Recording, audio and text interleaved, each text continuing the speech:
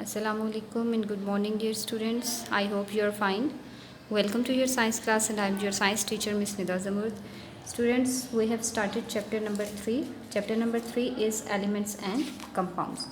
In our previous lecture we discussed about what are elements. Elements are basically those substances which cannot be further broken down into simpler substances by any chemical reaction.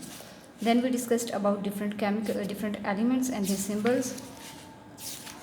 उसके साथ साथ हमने देखा था elements की types देखी थी हमने, मेटल्स एंड नॉन मेटल्स. ठीक है, इसके अलावा स्टूडेंट्स एलिमेंट्स को क्लासिफाई करने का एक और मेथड क्या है कि उनको एक टेबल की फॉर्म में लिखा जाता है. ठीक है, ये एक छोटा सा टॉपिक था, ये हमारा रह गया था, तो इसको हम देख लेते हैं पहले.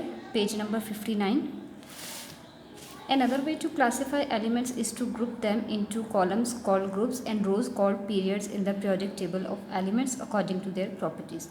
ठीक है, एलिमेंट्स को हम क्लासीफाई करते हैं जिस तरह हम प्लांट्स और एनिमल्स को करते हैं ना क्लासीफाई, ताकि हम उन्हें इजीली स्टडी कर सकें.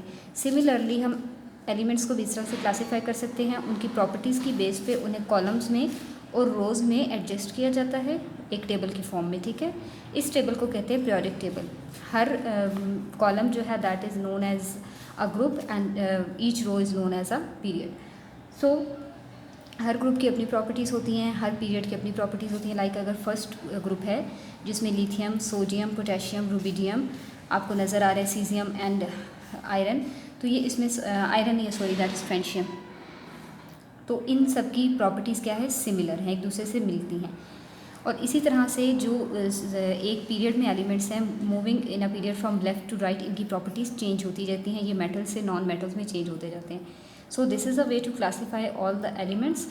इनको इस तरह से स्टडी करना हमारे लिए ईजी हो जाता है. Elements in the same group such as lithium, sodium and potassium in the first column share similar chemical properties. ठीक है, वही बात जो मैंने भी बताई. सेम ग्रुप में जो एलिमेंट्स होते हैं जैसे कि लिथियम, सोडियम और पोटेशियम जो फर्स्ट कॉलम में है, उनकी केमिकल प्रॉपर्टीज़ सेम होती हैं. Going across a period from left to right, elements change from being metallic to non metallic in character. ठीक है, पीरियड में लेफ़्ट से राइट मूव करते हुए एलिमेंट्स जो होते हैं वो मेटल से नॉन मेटल्स में चेंज होते जाते हैं. यानी कि जो मेटल्स हैं वो लेफ्ट साइड पे एग्जिस्ट करती हैं पीरियोडिक टेबल के, और जो नॉन मेटल्स हैं वो राइट साइड पे. फॉर एग्जांपल सोडियम मेटल जो है वो थर्ड पीरियड के लेफ्ट साइड पर मौजूद है, जबकि आर्गॉन क्या है, एक गैस है, नॉन मेटल है, वो थर्ड पीरियड के बिल्कुल लास्ट पे राइट साइड पे मौजूद है. So this is also a way to classify elements so that we can study them easily. Next हमारा जो टॉपिक है that is what is a compound. अगर हम पीरियोडिक टेबल को देखें, पीरियोडिक टेबल जो अभी हमने देखा पेज नंबर 60 पे, ये देखिए, इसमें अगर हम देखें तो इसमें डिफरेंट एलिमेंट्स तो मौजूद हैं, लेकिन क्या कहीं आपको इसमें वाटर नज़र आ रहा है? क्या कहीं यहाँ पर सॉल्ट आपको नज़र आ रहा है? NaCl, सोडियम क्लोराइड, आपको Na तो नज़र आ रहा है. ठीक है, सोडियम तो नज़र आ रहा है. इसी तरह से क्लोरीन भी यहाँ पीरियोडिक टेबल में मौजूद है, लेकिन उनकी जो कॉम्बिनेशन से जो चीज़ बनती है, टेबल सॉल्ट जो हम किचन में यूज़ करते हैं, खाने का नमक जो होता है, सोडियम क्लोराइड, ये देखिए क्लोरीन ये है और सोडियम ये है, इन दोनों के मिलने से सोडियम क्लोराइड बनता है. तो क्या आपको वो कंबाइंड सोडियम क्लोराइड नज़र आ रहा है? आपको हाइड्रोजन यहाँ पे ज़रूर मिलेगा. ठीक है, आपको ऑक्सीजन यहाँ पे ज़रूर मिलेगा पीरियोडिक टेबल में, ये रही ऑक्सीजन, लेकिन आपको H2O वाटर यानी कि कहीं पे नज़र आ रहा है? नहीं. इसकी रीज़न क्या है? Substances not listed in the periodic table और नॉट एलिमेंट्स. वो सब्सटेंसेज जो पीरियोडिक टेबल में मौजूद नहीं हैं उन वो एलिमेंट्स नहीं हैं. ठीक है, और हमें ये भी पता है कि water is not an element. क्यों? क्योंकि उसको ब्रेक डाउन किया जा सकता है हाइड्रोजन और ऑक्सीजन में. एलिमेंट की डेफिनेशन के अकॉर्डिंग एलिमेंट एक ऐसी चीज़ होती है जिसको आप मज़ीद ब्रेक डाउन नहीं कर सकते, लेकिन वाटर को आप ब्रेक डाउन कर सकते हो. That means that water is not an element. तो फिर वाटर क्या है?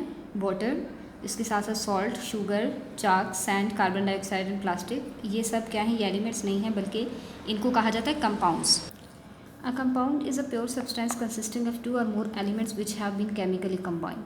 कंपाउंड एक ऐसे प्योर सब्सटेंस को कहते हैं जो दो या दो से ज़्यादा एलिमेंट से मिलकर बना होता है, जो केमिकल रिएक्शन के थ्रू कंबाइन होते हैं. ठीक है, जैसे वाटर है, water is made up of two elements, oxygen and hydrogen, which have been combined during a chemical reaction. ठीक है, कंपाउंड क्या होता है स्टूडेंट्स? कंपाउंड एक ऐसा सब्सटेंस है which is made up of two और मोर एलिमेंट्स. हमारे पास कंपाउंड की एग्जांपल है वाटर. वाटर बना है ऑक्सीजन और हाइड्रोजन से, बोथ आर एलिमेंट्स, जो कि केमिकल रिएक्शन के दौरान कंबाइन होते हैं और इसको केमिकल रिएक्शन को डिस्क्राइब करने के लिए हम एक वर्ड इक्वेशन यूज़ करते हैं। For example in case of water जो इक्वेशन है वैसे लिखी जाएगी, हाइड्रोजन प्लस ऑक्सीजन, एरो लगाया जाता है और क्या बनता है, वाटर। फिर ये टेबल में नीचे देखिए कुछ आपको एग्जांपल्स नज़र आ रही हैं।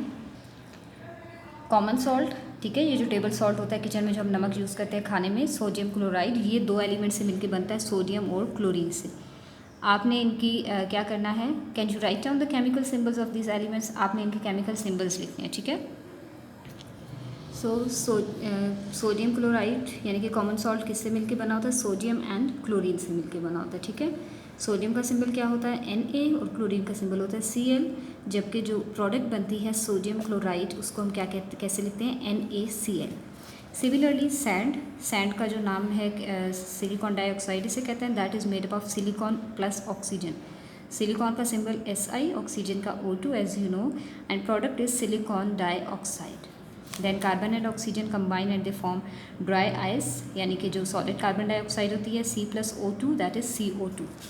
फिर चाक है आपके पास, चाक को कैल्शियम कार्बोनेट भी कहा जाता है, that is made up of calcium carbon and oxygen, calcium carbon and oxygen, and the product is calcium carbonate. Then sugar is made up of carbon, hydrogen and oxygen, C plus H2 plus O2, C6H12O6.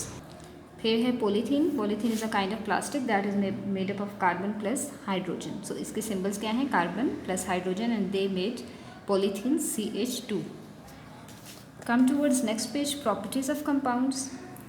Students, as you know that there are only 100 elements, but from these elements millions of compounds can be formed.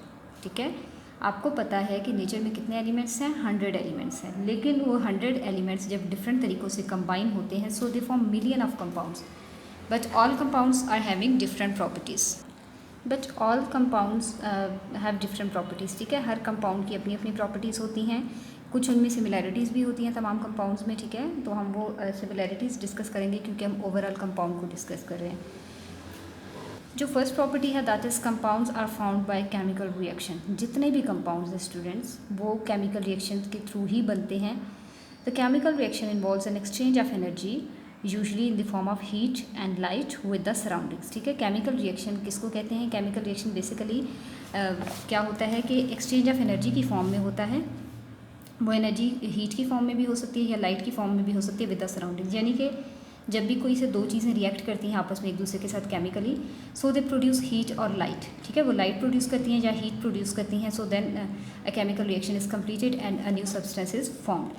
For example, when the elements iron and sulfur are mixed, no chemical reaction takes place and no new substances or compound is formed. जैसे कि iron और sulphur दो elements हैं, जब इनको mix किया जाता है, this is iron and this is sulphur, आप इन दोनों को मिक्स करेंगे तो कुछ भी नहीं होगा, कोई केमिकल रिएक्शन नहीं होगा, कोई नया सब्सटेंस नहीं बनेगा। लेकिन जब इन दोनों को आप हीट करेंगे, ठीक है, मिक्स करके आप इन्हें हीट प्रोवाइड करेंगे, so then what will happen, a chemical reaction takes place and the compound iron sulphide is formed, ठीक है। केमिकल रिएक्शन होगा, दोनों को आपने हीट किया और एक नया कंपाउंड बन गया दैट इज़ आयरन सल्फाइड। इस तरह से इसकी आप इक्वेशन लिख सकते हैं, iron plus sulphur and it will form iron sulphide. Students, that is all about today. मज़ीद प्रॉपर्टीज़ को हम नेक्स्ट लेक्चर में डिस्कस करेंगे। अल्लाह हाफिज़।